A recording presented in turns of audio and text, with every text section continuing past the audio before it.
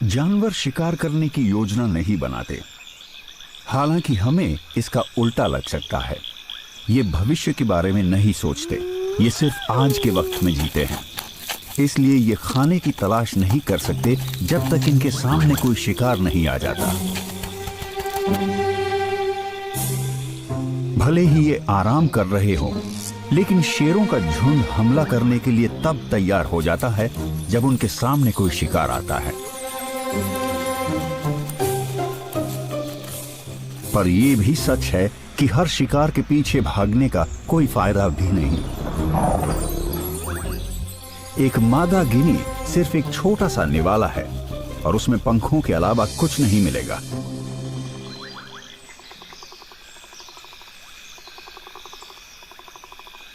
लेकिन मादा गिनीज की बदौलत सुस्ता रही शेरनियों को पूरे झुंड की भूख मिटाने का एक मौका नजर आया है। ज़ीब्रास एकदम सही दूरी पर हैं और उन्होंने अब तक अपने आसपास मौजूद खतरे को नहीं देखा है। शेरनियों को भूख लगी है और हवा का रुख भी उनकी ही तरफ है, इसलिए सही वक्त आने से पहले शिकार को उनकी गंध भी नहीं मिलेगी। हालात एकदम ठीक है। ये पहले पर्व की शुरुआत करती हैं, सही शिकार चुनने से। ये सबसे कमजोर जानवर की तलाश करती हैं या किसी घायल जानवर की। शेरनियां एक दूसरे को अपनी जगह लेने का इशारा करने के लिए कोई आवाज नहीं करती। वो अपने अनुभव पर निर्भर करते हुए अपने आप आगे बढ़ती हैं। हर मौका आने पर यह झुंड सही या गलत जगह पर होता है।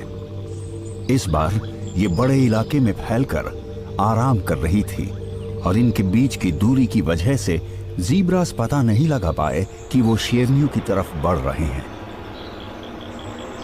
शिकार अब पूरी तरह से घिर चुका है, पर पता नहीं ये इनकी किस्मत थी या इसलिए कि ये शिकारी हमेशा ऐसे ही आराम करती हैं।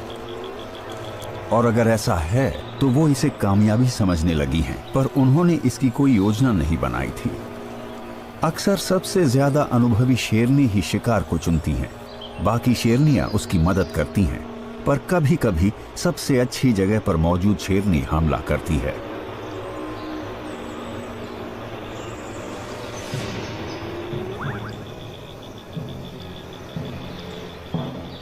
शिकारियों को अक्सर पैंतरा बदलना पड़ता है। हो सकता है वो किसी एक शिकार को भी न चुन पाएं, क्योंकि ज़ीब्रा की धारियां उन्हें उलझन में डाल देती हैं। शायद ये पूरे झुंड पर हमला करेंगे और उस अफरा तफरी में जो होगा शेरनियां उसके हिसाब से फैसला लेंगी।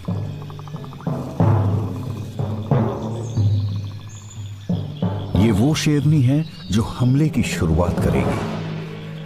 अब इसे सही पल का इंतजार करना होगा,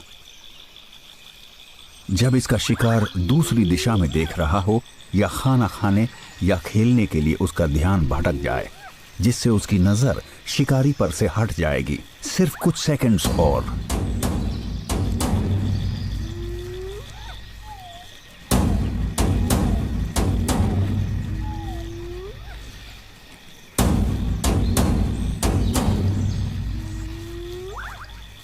जब इसे लगता है कि ये कामयाब हो सकती है, तो ये खतरा उठाते हुए हमला कर देती है।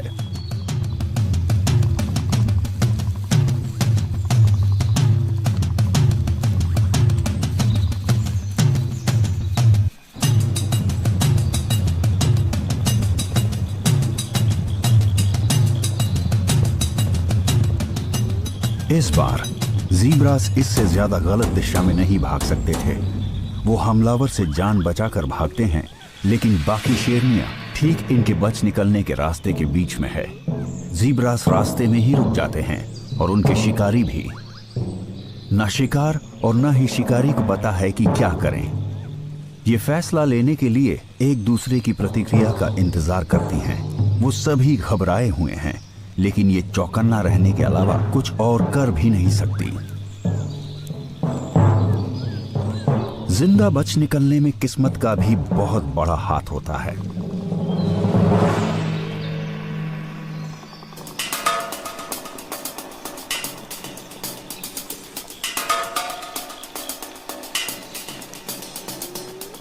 सबसे कम उम्र की शेरनी हमला करने की अपनी चाहत को रोक नहीं पाती, लेकिन अनुभव की कमी की वजह से इन्हें अपना शिकार गंवाना पड़ सकता है।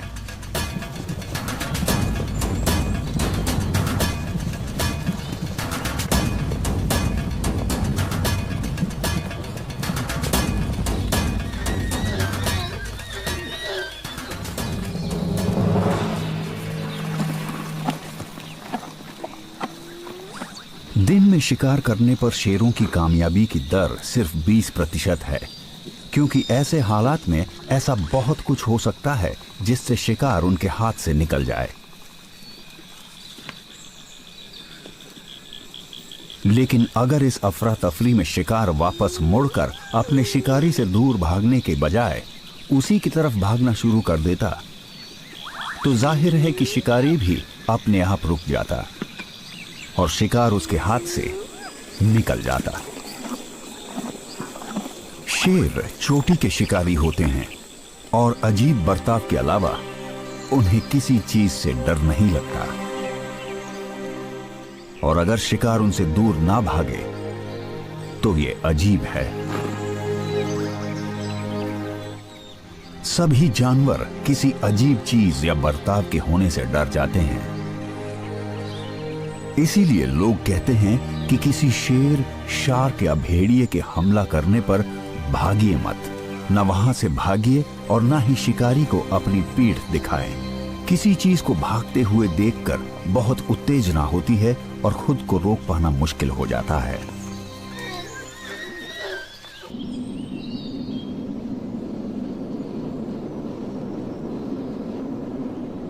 जब किसी भूखे शिकारी की नजर कोई खाने लायक चीज पर आती है तो वो उसे पकड़ने की कोशिश करता है, लेकिन वो हमेशा अपने शिकार का पता लगाने के उन्हीं इंद्रियों का इस्तेमाल नहीं करते। बहुत कुछ वहां के कुदरती माहौल पर भी निर्भर करता है। बर्फीले उत्तर में बहुत ज्यादा दूर तक देख पाना आसान नहीं है। यहां लगभग हर चीज सफेद है या फिर वो बर्फ के नीचे दबी हुई है। यहां सूंघने की काबिलियत सबसे ज्यादा कम आती है और उत्तर दिशा में बढ़ते हुए पोलर बेयर उसी का इस्तेमाल करते हैं, शायद अपने दिमाग में किसी सील की याद लिए। ये शब्दों में तो नहीं सोच सकता, पर इसका दिमाग अलग अलग आवाजों, गंध और आकृतियों को याद रख सकता है। अपनी सूंघने की काबिलियत से इसने पता लगा लिया है कि यहां पास ही लेमिंग्स हैं। ये उनके खोदने की आवाज भी सुन सकता है, पर उन्हें देख बिल्कुल नहीं सकता।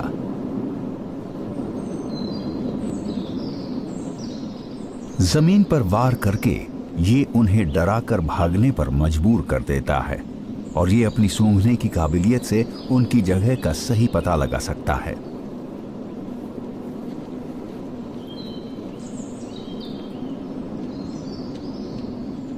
लोमड़ियां भी पोलर बेयर्स जैसी खूबियों का इस्तेमाल करती हैं, पर उनसे बेहतर।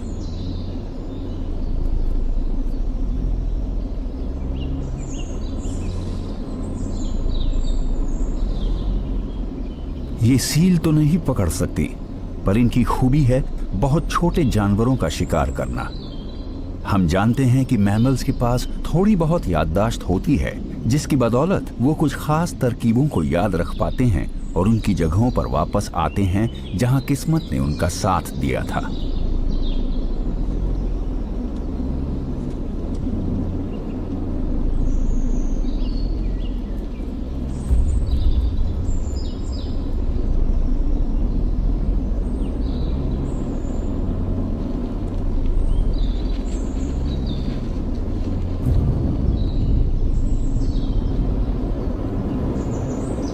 ये जानवर तब भी शिकार करता है जब ये भूखा नहीं होता। इसने एक ऐसा काम करना सीख लिया है जो सिर्फ ज्यादा विकसित समझ वाले जीव ही कर सकते हैं।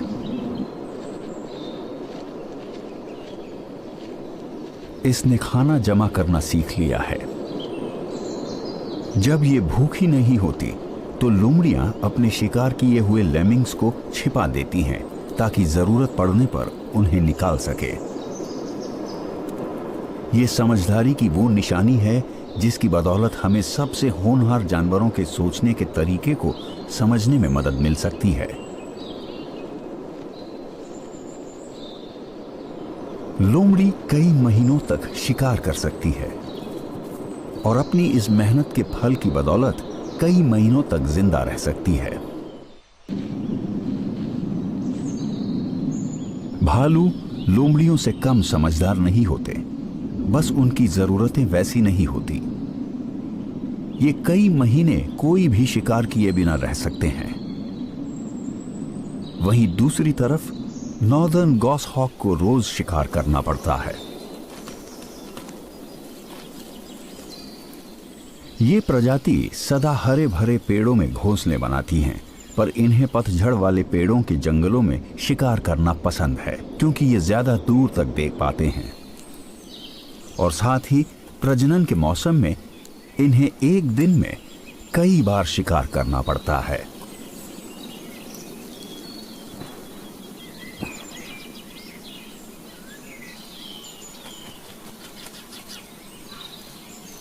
बच्चों का चिड़चिड़ापन अपने माता पिता को लगातार खाना ढूंढने के लिए मजबूर कर देता है। ये जिम्मेदारी का एहसास नहीं है जो इन्हें मजबूर करता है, बल्कि इनकी फितरत है। सही कहा जाए तो माँ बाप बनने से आया बदलाव माता पिता होने का एहसास पर सिर्फ एक फितरत ही है। समय के साथ वयस्क गॉसहॉक इसमें माहिर हो जाते हैं और हर बार अंडों से बच्चे निकलने पर और अच्छे माँ बाप बन जाते हैं। ये इस जोड़े का नर है और इस पर इन भावनाओं का बहुत गहरा असर हुआ है। ये घबराया हुआ है क्योंकि इसके बच्चे इसे परेशान कर देते हैं, मगर इसी वजह से ये किसी तरह का खतरा या शिकार को पता लगाने में माहिर हो गया है। प्रजनन के मौसम में ये अपने आसपास मौजूद हर चीज को बढ़ा चढ़ा कर देखता है। हार्मोन्स में आए बदलाव की वजह से ये सुपर गॉसहॉक बन गया है।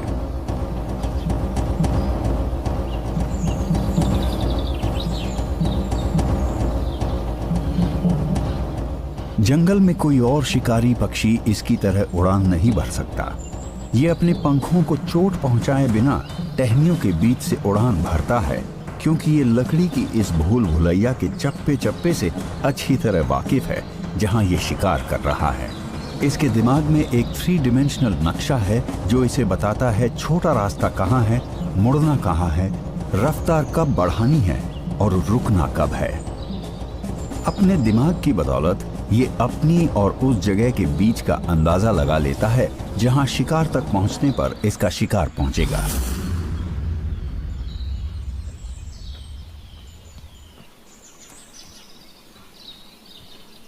गॉसहॉक्स हमेशा तेजी से शिकार करते हैं और उनकी सबसे बड़ी काबिलियत है हमला करते हुए ऐन मौके पर अपनी रफ्तार बढ़ा लेना।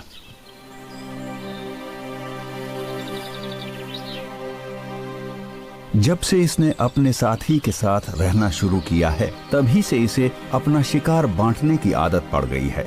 ये उसे खाने की जितनी ज्यादा चीजें लाकर देता है, मादा इसे उतनी ही बार मिलन करने देती है। तभी से इसने शिकार के पंख नोचना शुरू कर दिया है ताकि मादा को ये सब ना करना पड़े, क्योंकि उसके पास पहले ही अंडे सेकने की बड़ी जिम्मेदारी थी। अब ये ऐसा अपने बच्चों के लिए करता है क्योंकि वो खुद ये सब नहीं कर सकते।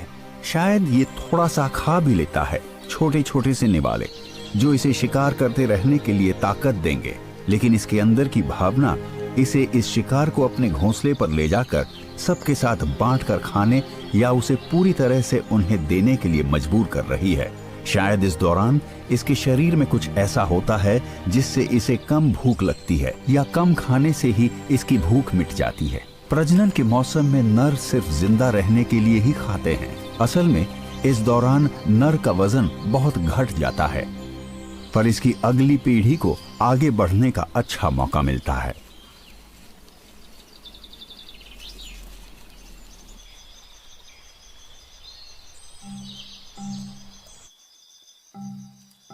मकड़ियां भी प्रजनन करती हैं जब उनके खून में वो हार्मोन्स बनने लगते हैं जिससे उनकी भूख मर जाती है। क्योंकि अगर उन हार्मोन्स की वजह से इन्हें भूख लगना बंद ना हो तो ये अपने बच्चों को ही खा जाएंगी। अगर हम उन चीजों का अध्ययन कर सके तो शायद हम इंसानों में मोटापा खत्म कर सके। हालांकि इससे ज्यादा अच्छा होगा शारीरिक कसरत करना। हैरानी की बात है कि मकड़ियां हिलती नहीं है, बिल्कुल भी नहीं, लगभग अपनी पूरी जिंदगी में कभी नहीं, सिवाय उन 2-3 घंटों के जो उन्हें जाल बुनने में लगते हैं।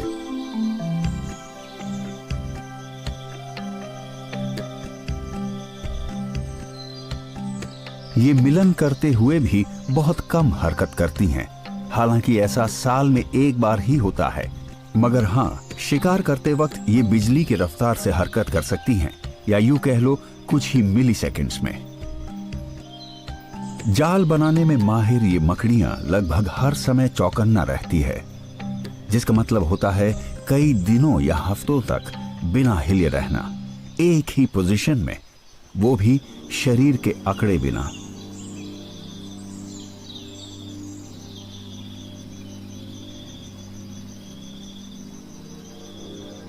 मगर फिर भी ये बिना हरकत किए 1 मिली सेकेंड में हमला कर सकती हैं। ये ऐसा इसलिए कर पाती हैं क्योंकि जानवरों की दुनिया में इनकी मांसपेशियों की बनावट बहुत अनोखी होती है। इनकी बेहद पतली टांगों में सिर्फ इतनी जगह होती है जिसमें फ्लेक्सर मांसपेशियां समा सके, जो जोड़ों को मोड़ती हैं। मकड़ियां उनमें खून भरकर उन्हें लंबा कर लेती हैं, किसी हाइड्रोलिक सिस्टम की तरह। मांसपेशियों के इस हाइड्रोलिक सिस्टम की वजह से वो बहुत तेजी से हमला कर पाती हैं।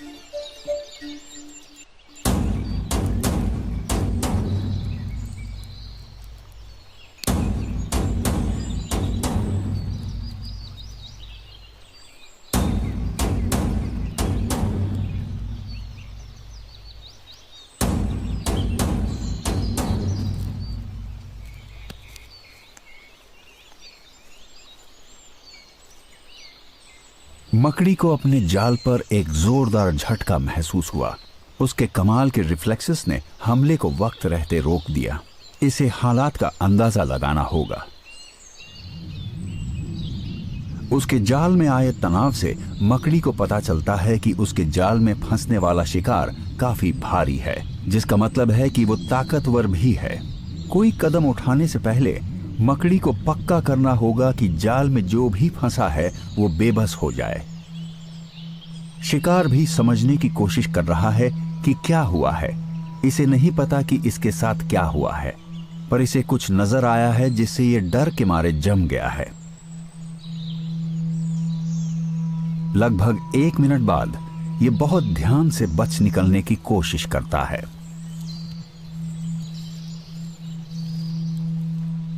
मकड़ी को इसके भागने की कोशिश का पता चल जाता है और वो हमला कर देती है।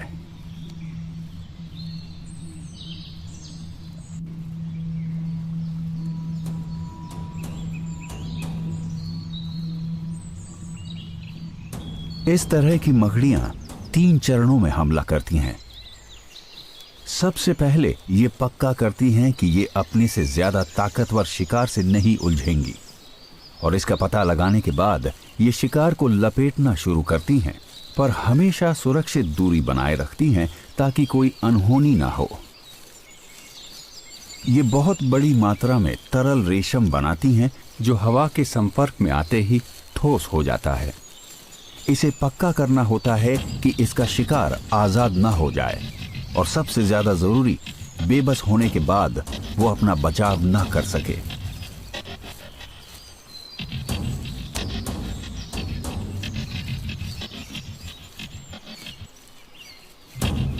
टिड्डे की टांगें बहुत ताकतवर होती है और एक जोरदार लात मकड़ी की टांग तोड़ सकती है या उसके ढांचे को चटका सकती है।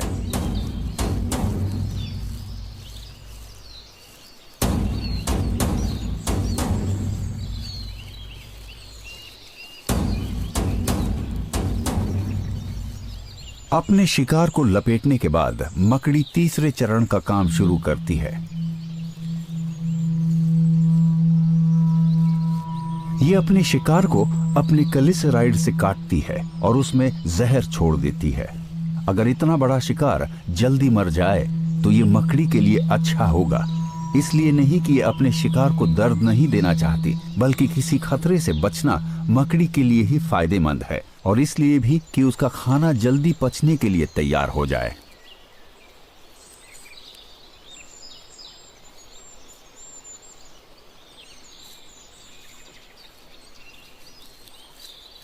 मकड़ियां अपने शिकार के शरीर में जो जहर छोड़ती है वो उनके शरीर को अंदर से गला लेता है। अब सिर्फ कुछ ही वक्त की बात है।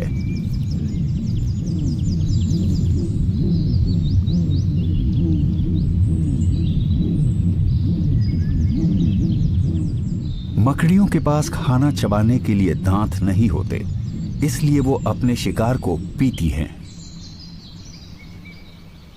वो मकड़ियां जो जाल बुनती हैं इतनी सटीकता के साथ शिकार करती हैं कि उनकी कामयाबी की दर लगभग 100% होती है।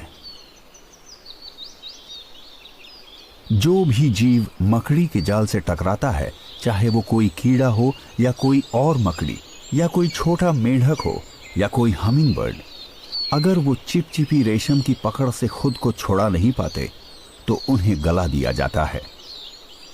अच्छी बात यह है कि मकड़ियों की काबिलियत उनके छोटे जाल तक ही सीमित है।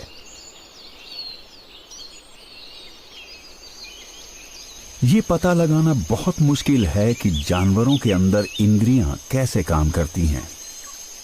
उन दृश्यों की कल्पना करना जो कीड़े अपनी नन्ही नन्ही आंखों से देखते हैं, या पता लगा पाना कि वो क्या सुनते हैं, क्या सूंघते हैं, या वो उन अंगों से क्या पता लगाते हैं जो किसी और रीढ़ की हड्डी वाले जीव के पास नहीं है, किसी के भी होश उड़ा देगा।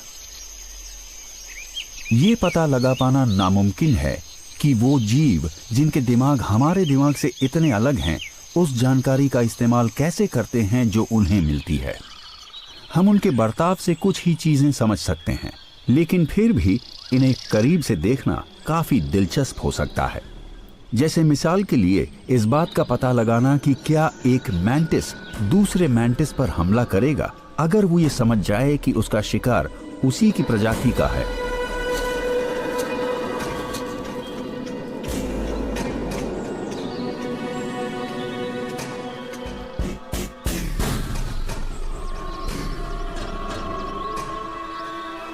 क्या ये विशाल अफ्रीकन स्टिक मैंटिस जानता है कि ये एक नन्हे बॉक्सर मैंटिस को खा रहा है?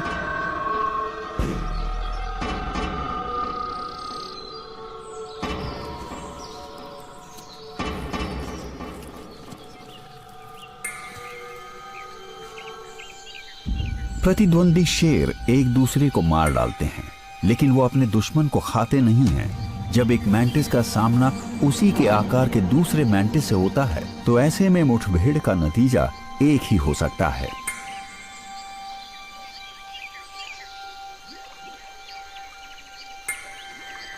इनमें से कोई एक दूसरे को खा जाएगा। अपनी ही प्रजाति वाले को खाना मैंटिस के लिए कोई अजीब बात नहीं है और ना ही शेरों के लिए है, लेकिन एक शेर के दिमाग में यह होता है कि उसे वही चीज खानी है जिसका उसने पहले शिकार किया है, ना कि जिसे इलाके पर कब्जा जमाने के लिए मारा है।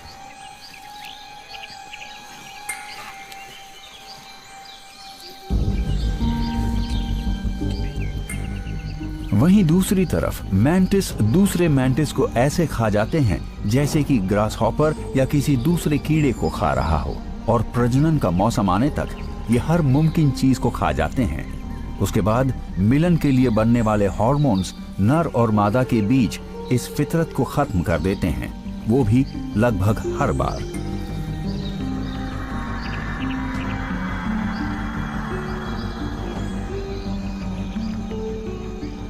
एक चीज जो इन जीवों की जिंदगी पर असर डालती है वो है खुद को छुपाने की काबिलियत। ये नजर ना आकर जिंदा रहते हैं। इसीलिए नकल करने वाले मैंटिस का दिमाग, जैसे ऑर्किड मैंटिस, पौधे की ज्यादा से ज्यादा नकल करने के लिए प्रेरित करता है।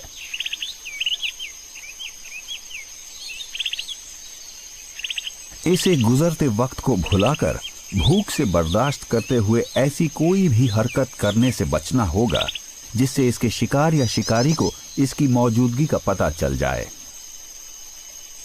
अपने शिकार पर निशाना लगाने के लिए उसे एक नजर देखना है।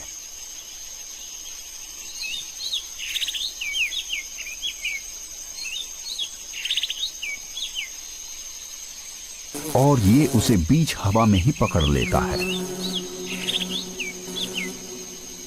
हम ये समझ सकते हैं कि मैंटिस अपने शिकार और दूसरे जीवों के बीच फर्क कर सकते हैं और पता लगा सकते हैं कि किस जीव से खतरा है और किस से नहीं है।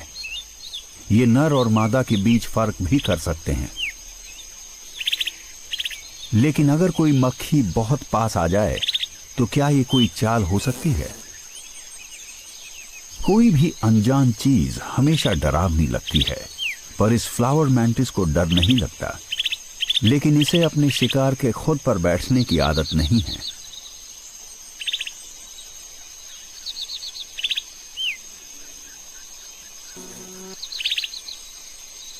मक्खियों के देखने की काबिलियत काफी हद तक मैंटिस जैसी ही होती है, लेकिन ये मक्खी इस फूल पर अपने शिकारी के बाद आई थी।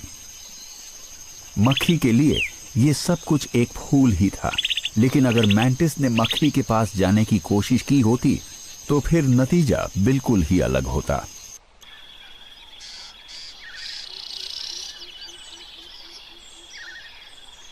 जानवर किसी भी चीज के मुकाबले डर की वजह से जिंदा रह पाते हैं, जो इनके बचाव का मुख्य तरीका है। मगर फिर भी इन्हें उन शिकारियों से डर नहीं लगता जिन्हें वो देख नहीं पाते। उन्हें इस बात का डर नहीं होता कि कोई चीज भविष्य में इनका शिकार कर सकती है। जानवरों को सिर्फ आवाजों, गंध और अपने आसपास घूमने वाली परछाइयों से डर लगता है। प्रकृति में जो भी जानवर हर वक्त चौकन्ना नहीं रहता, उसका अंत बहुत जल्दी हो जाता है। किसी बिच्छू पर हमला करना जानलेवा हो सकता है, तो ये जरूरी है कि जो भी जानवर इस लाजवाब पर मजबूत कवच वाले आर्थ्रोपॉड का शिकार करना चाहता है, उसके दिमाग में थोड़ा डर होना चाहिए।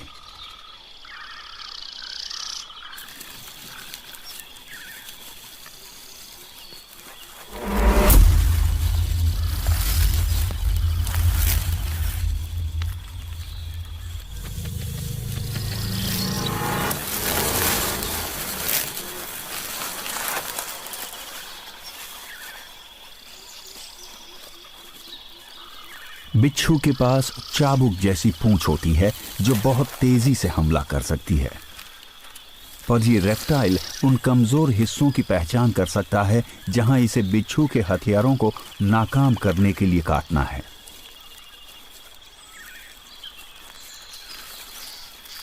ये बिच्छू किसी बड़े बंदर की जान ले सकता है, तो इस नन्ही इग्वाना के लिए इसे मारने में मुश्किल और खतरा और भी ज्यादा है। मगर फिर भी हालात इस नन्हे शिकारी के काबू में हैं। इसकी समझ और फुर्ती बिच्छू की जहरीली पूंछ से बचने के लिए पूरे तालमेल से काम करते हैं। शायद इस बिच्छू को इग्वाना के स्केल्स के बीच डंक मारने की जरूरत है ताकि उसका जहर असर दिखा सके, और बिच्छू के ज्यादातर हमले इग्वाना के स्केल्स को भेद नहीं पाते।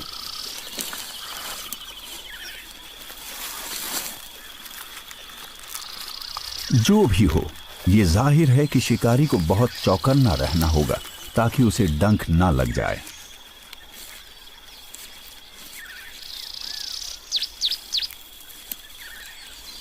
सबसे अजीब बात होती है शिकार का शिकारी की उम्मीद से विपरीत बर्ताव करना, जो है अपने हमलावर को डराने के लिए उसकी तरफ बढ़ना।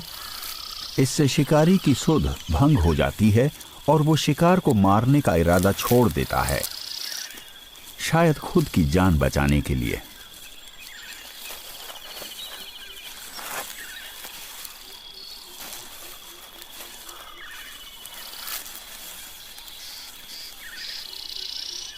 लेकिन इग्वाना ने तब भी बिच्छू पर हमला जारी रखा जब वो सबसे ज्यादा खतरनाक था।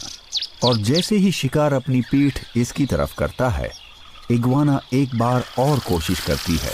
इस बार इग्वाना ने बिच्छू को बुरी तरह घायल कर दिया है और अपनी गतिविधियों के बीच तालमेल बैठाने की उसकी क्षमता को गंभीर नुकसान पहुंचाया है। शिकार बुरी तरह घायल हो गया है और मरने ही वाला है।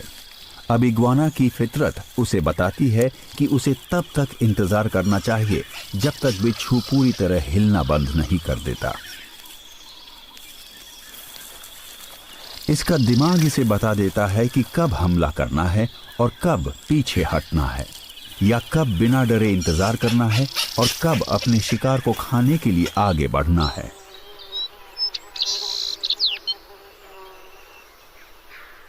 जाहिर है रेप्टाइल्स का दिमाग ये भी पता लगा लेता है कि कब उसे अपने शिकार से कोई खतरा नहीं है और वो अगला काम कर सकते हैं, उसे खाना। अगर बिच्छू अब भी अपने डंक से अपना बचाव कर सकता तो इस हालत में उसके पास इग्वाना की आंख या उसके मुंह में डंक मारने का अच्छा मौका था। पर यह कोई ऐसी चीज नहीं है जिसे इग्वाना ने समझा है, बल्कि ये तो उसकी प्रवृत्ति है जो इसे कई इग्वानास की मौतों के बाद प्रकृति के चयन की प्रक्रिया से मिली है।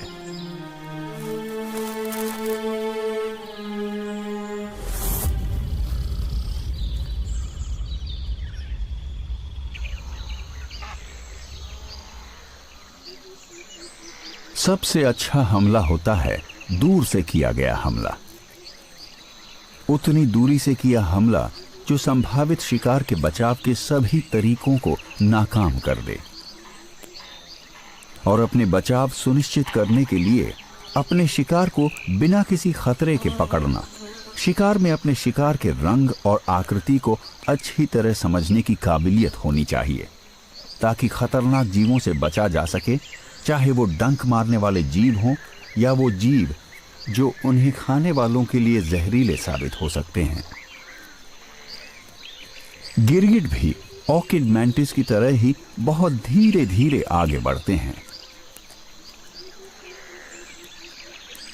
कीड़े मकोड़ों को इसकी चाल से कोई डर नहीं लगता अगर ये दूर रहे। शिकार इतने बड़े शिकारी से कोई खतरा महसूस नहीं करते जो काफी दूर हो। किसी कीड़े का दिमाग अपनी तरफ तेजी से आने वाली किसी चीज से बचने के लिए प्रतिक्रिया कर सकता है, लेकिन गिरगिट अपने शिकार के सुरक्षित इलाके में जाए बिना उसका शिकार कर लेते हैं। इतना बड़ा कोई जीव जो इतना धीरे चलता हो बहुत ज्यादा डरावना नहीं है।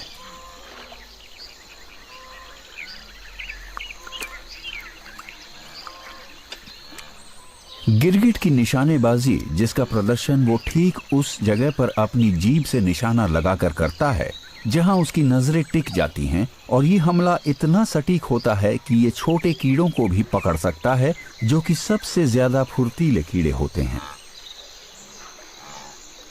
जब ये अपने शिकार का पीछा करता है तो रेप्टाइल पर कुछ ऐसे हार्मोन्स का असर होता है जो इसे बताते हैं कि ये जितना सुस्त रहेगा इसका शिकार उतना ही कामयाब होगा। इसका हरा रंग इसे आसपास के माहौल में घुल मिल जाने और किसी खतरे की तरह ना नजर आने में मदद कर सकता है, लेकिन इसके हमलों का असर इसके पास मौजूद दूर तक हमला करने वाले किसी भी और हथियार से ज्यादा होता है, जिसकी वजह से इसे शिकार के पास नहीं जाना पड़ता।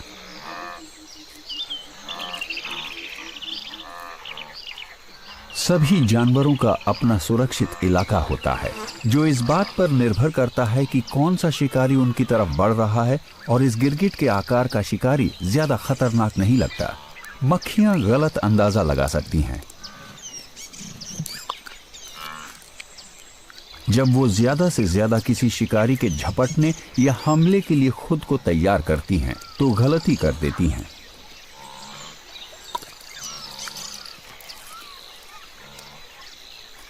एक गिरगिट का दिमाग लगभग दो अलग दिमागों की तरह काम कर सकता है, जो उस चीज को चुन या नकार सकता है जो उसकी आंखें दाईं और बाईं तरफ में एक साथ देखती हैं।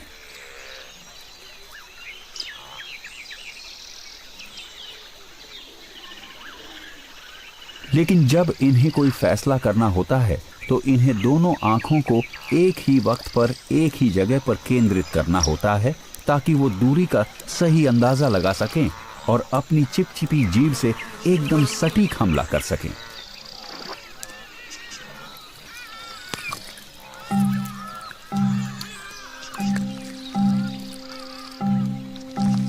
इस सिस्टम के साथ सिर्फ एक ही परेशानी है कि इसे रोजाना बहुत सारे शिकार करने पड़ते हैं।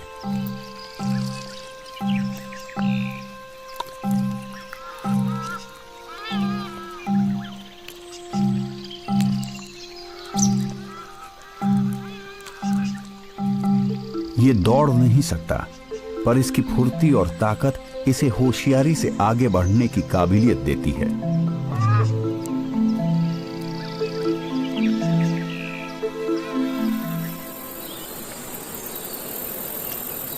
सांप भी अचानक हमला कर सकते हैं। ये बहुत सब्र के साथ तब तक घात लगाकर बैठे रहते हैं जब तक शिकार बहुत पास नहीं आता।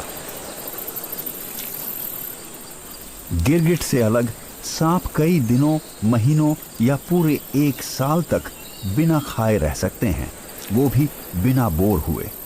वो किसी भी चीज के बारे में नहीं सोचते, इसलिए इंतजार करने में उन्हें कोई परेशानी नहीं होती। बीता हुआ वक्त इनकी याददाश्त में दर्ज नहीं होता, ये वक्त के गुजरने के साथ ही उसे भूल जाते हैं। बिना हिले रहना ही इनका सबसे अच्छा विकल्प है। एक सांप किसी शिकार का पीछा नहीं कर सकता क्योंकि वो बहुत ज्यादा तेज नहीं चल सकता, और अगर ये बिना हिले अपने शिकार की तरफ बढ़ने की कोशिश करे भी तो ये गलती कर सकता है। ये जल्द ही हिलने को नाकामी से जोड़कर देखने लगता है और सांप ऐसे ही सब्र रखना सीखता है।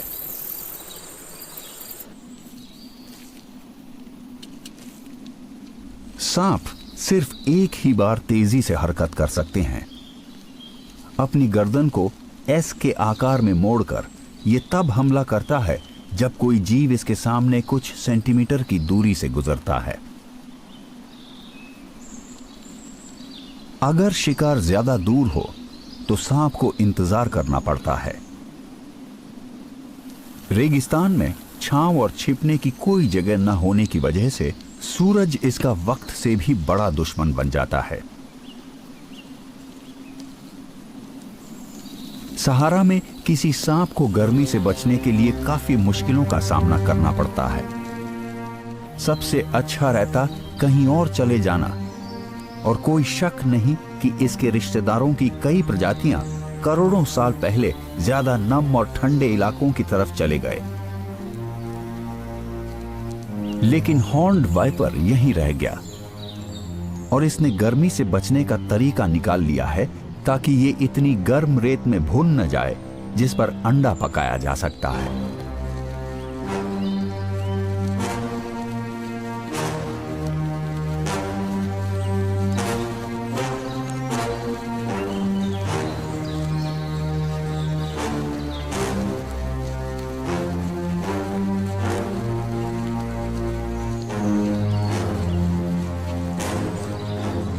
ये अपने तापमान को नियंत्रित करने के लिए अपना मुंह नहीं खोल सकता क्योंकि इसकी सलाइवा सूख जाएगी, और यहाँ कहीं पानी भी नहीं है। इसे पसीना नहीं आता क्योंकि इसकी त्वचा में पोर्स नहीं है, और यहाँ कोई छांव भी नहीं है।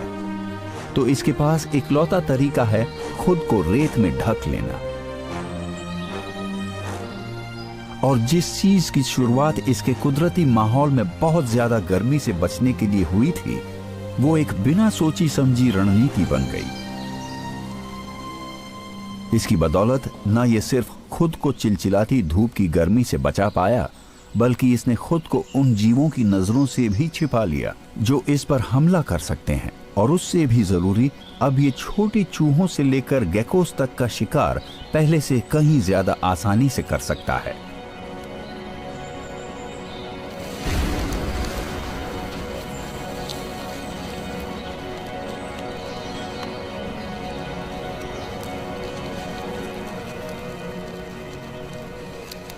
ये खुद को ठंडा रखने के लिए रेत में छुप जाता है, पर यह शिकार की सबसे बढ़िया तकनीक भी है। बाकी काम इसका जहर कर देता है। यह अपने शिकार को बाद में ढूंढ लेगा, उसकी मौत के बाद।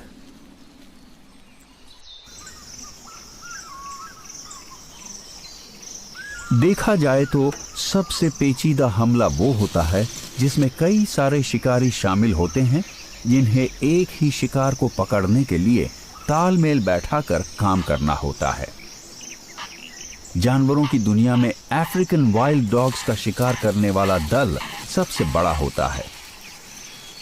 हमले में पूरा झुंड शामिल हो जाता है, लेकिन अपने मकसद में कामयाब होने के लिए ये जरूरी हो जाता है कि शिकारी दल का हर एक सदस्य पहले से ही तय चीजों में जरा भी फेरबदल किए बिना अपने काम को अंजाम दे। इस खेल में गलती की कोई गुंजाइश नहीं है।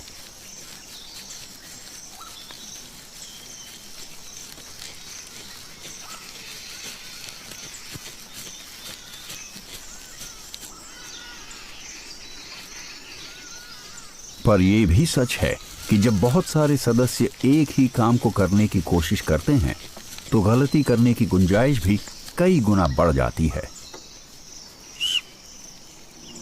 सबसे आम गलती तब होती है जब संभावित शिकार वक्त रहते खुद को बचाने के लिए शिकारियों के झुंड के किसी सदस्य को देख लेता है, जैसे झुंड के सबसे कम उम्र के सदस्य या सबसे अनाड़ी या सबसे भूखे सदस्य को। इनमें से सिर्फ किसी एक सदस्य को नजर आने या कोई आवाज करने की गलती करनी है और 19 सदस्यों का झुंड नाकाम हो जाएगा। और इस बार शिकार के लिए इतने ही डॉग्स आए थे। अक्सर डॉग्स को बिल्लियों या ज्यादातर पक्षियों से ज्यादा समझदार समझा जाता है, लगभग बंदर जितना समझदार। पर एक हद तक हम भी भेदभाव से परे नहीं हैं। हमें डॉग से प्यार है, जो हमारे सबसे पुराने और वफादार दोस्त हैं। मगर हकीकत यह है कि समझदारी को किसी मात्रा में नहीं मापा जाना चाहिए। हमें बेहतरीन होने की नहीं, बल्कि काबिलियत की बात करनी चाहिए। जिंदा बचे रहने के लिए हर प्रजाति को अपने आसपास के माहौल को किसी तरह समझने की काबिलियत चाहिए, जैसे थोड़ी सी याददाश्त या खास तरह की दिमागी बनावट। बेशक अफ्रीकन वाइल्ड डॉग्स, हाइनाज या वुल्व्स के मामले में हम उस समझदारी का पता लगा पाते हैं जिसे हम पहचान सकते हैं। समाज में रहने वाले जानवरों की सुनने समझने की क्षमता का विकास उनके खेल, उनके औहदे और उनके भावनात्मक संबंधों से होता है। लेकिन शिकार नजर आने से पहले योजना बनाने की काबिलियत डॉग्स में भी नहीं पाई गई है। अफ्रीकन वाइल्ड डॉग्स लगभग हमेशा ही एक से दूसरी जगह जाते रहते हैं और ये हमेशा अपने इलाके में घुसपैठ करने वाले झुंडों को बाहर निकालने और खाने लायक किसी शिकार को पकड़ने के लिए हमेशा चौकन्ना रहते हैं। ये लगभग 200 वर्ग किलोमीटर जितने बड़े इलाके की निगरानी करते हैं और इनके शिकार करने का तरीका इनके जीने के तरीके से मेल खाता है। वो हमेशा इधर उधर ताक झांक करते रहते हैं। इनका रंग शिकार करते वक्त नजर न आने में इनकी मदद करता है। इनका तरीका बहुत सीधा सा होता है, जिसे अमल में लाने पर वो शिकार का एक ऐसा तरीका बन जाता है जिससे बच निकलना मुश्किल है। इनके चलने का तरीका बदल जाता है और एक लाइन में चलने के बजाय ये फैल जाते हैं। ये ऐसा इसलिए करते हैं ताकि ये मादा लीडर के पीछे पीछे चलते हुए एक साथ रहे। इलाके की खूबियां, शिकार की प्रतिक्रिया और इनका अनुभव बाकी का काम कर देता है। जिस शिकार का पता लीडर अफ्रीकन वाइल्ड डॉग लगाती है, अगर वो इन्हें देखकर भाग ना जाए तो जल्द ही विंड डॉग्स उसे दाईं और बाईं तरफ से घेर लेंगे और शिकार के पास बचने का कोई मौका नहीं होगा। ये अचानक से और मिलिट्री की तरफ फैलकर हमला करने की तकनीक का मिला जुला रूप है।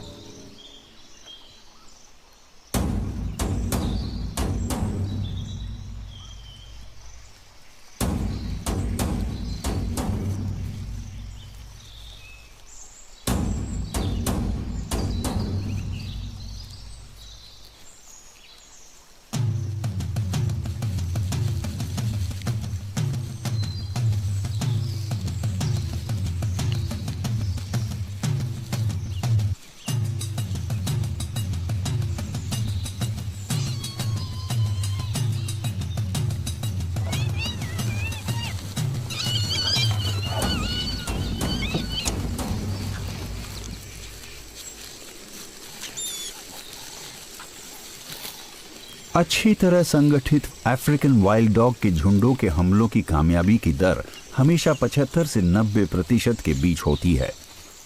ये भयंकर शिकारी होते हैं जो अपने शिकार को झुंड के किसी सदस्य द्वारा मार दिए जाने से पहले खाना शुरू कर देते हैं। अपने इसी बर्ताव के लिए इन्हें वाइल्ड डॉग्स कहा जाता है। ये बाकी शिकारियों से ज्यादा जालिम लगते हैं, पर असल में ऐसा है नहीं। ये किसी भी और जानवर से ज्यादा जालिम या दयालु नहीं है। कुदरत में बेरहमी की कोई जगह नहीं। ये सिर्फ प्राकृतिक और जंगली बर्ताव का इंसानी नजरिया है। जो भी हो, वाइल्ड डॉग्स जिस तरह से अपने शिकार को खाते हैं, उसकी वजह से बहुत से लोग इनसे बचकर रहते हैं और इनका योजनाबद्ध तरीके से शिकार किया जाता है और कई जगहों पर इन्हें पूरी तरह खत्म कर दिया गया है। असल में ये अफ्रीका के ज्यादातर इलाकों से गायब हो चुके हैं।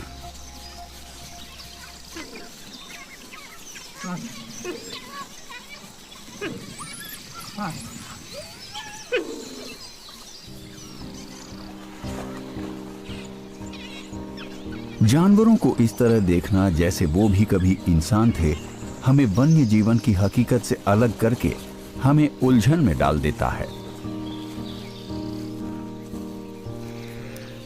कुछ लोगों को लगता है कि वो किसी तेंदुए या किसी हाथी से दोस्ती कर सकते हैं। ऐसे भी लोग हैं जो शेर को पालतू बनाकर रखते हैं। ये एक खतरनाक खेल है जो इसे खेलने वालों के नादानी को दिखाता है। एक शिकारी हमेशा शिकारी ही रहता है। यहां तक कि डॉग्स भी अपनी पुरानी फितरत को अंदर दबाए रखते हैं। लेकिन मांसाहारी जीव अपने शिकार से ज्यादा बुरे नहीं होते, ना ही उनसे बेहतर होते हैं। मांस खाने वाले जानवर बुरे नहीं होते, ना ही अच्छे होते हैं। हर जानवर अपने कुदरती माहौल के लिए बहुत जरूरी होता है। विकास की प्रक्रिया अपना काम करती रहती है, जिसकी वजह से एक नपातुला युद्ध जो रोजाना अलग प्रजातियों के बीच लड़ा जाता है। जो शिकार करते हैं वो अपने शिकार की तकनीक को बेहतर